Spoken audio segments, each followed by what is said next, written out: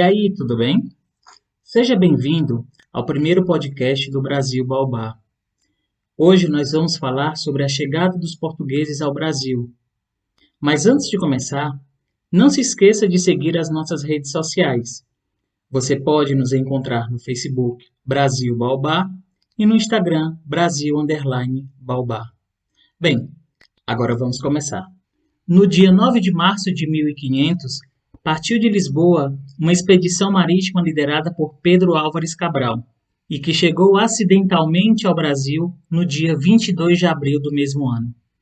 Pessoalmente, eu acredito que a chegada dos portugueses não foi acidental, visto que a América foi descoberta entre aspas, em 1492 por Cristóvão Colombo, e logo em seguida a Espanha mandou Vicente Pinzón catalogar o território. Em outras palavras, os espanhóis chegaram ao Brasil antes mesmo dos portugueses. E antes de explorar a terra, até então desconhecida, os portugueses avistaram um grande monte que logo foi chamado de Monte Pascoal.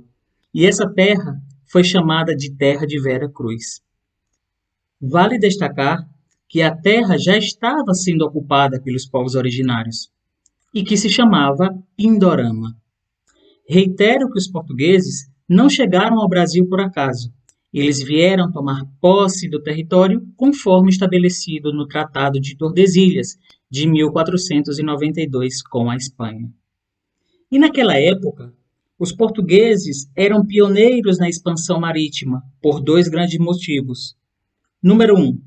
Tinham a monarquia centralizada e a coroa portuguesa poderia custear a expansão marítima. Número 2.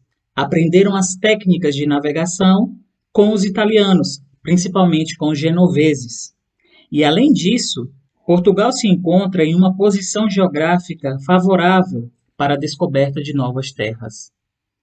Eles também, me refiro aos portugueses, buscavam benefícios materiais, como ouro e as especiarias, por exemplo, pimenta, noz moscada, cravo e canela. Quando nós estudamos a história do Brasil, muitas vezes retratamos somente o que aconteceu a partir de 1500. No entanto, não podemos nos esquecer dos povos originários, ou seja, o que aconteceu antes de 1500 também faz parte da nossa história, da história do Brasil. Então, baseado no que foi citado, poderíamos dividir esse período em período pré-cabralino, ou seja, antes de 1500, e período pré-colonial, período entre 1500 e 1530. Como Portugal era um país muito católico, no dia 26 de abril, que era um domingo de Páscoa, Pedro Álvares Cabral pediu para que um altar fosse construído para ser celebrada a primeira missa, e posteriormente, no dia 1º de maio, foi erguida uma cruz, marcando assim a celebração da segunda missa nessa nova região.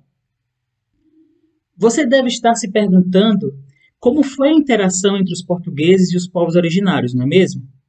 Pois bem, essa interação se deu de forma pacífica, mas você sabe por quê? Porque eles acreditavam que os seus deuses viriam sobre as águas e que os portugueses eram seus mensageiros. E como essa interação se dava de forma tão fluida, dois índios passaram o dia nas embarcações portuguesas. E os portugueses passaram a ter um maior contato com essa nova cultura, que posteriormente foi relatado por Pero Vaz de Caminha ao rei de Portugal.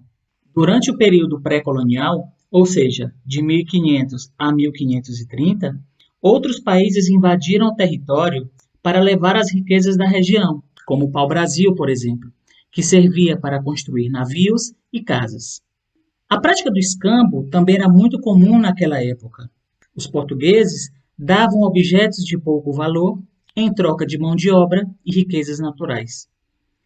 E ainda nesse período, alguns portugueses ficaram nesse território para poder conhecer melhor a cultura e o comportamento dos povos originários, para finalmente começar o período colonial a partir de 1530.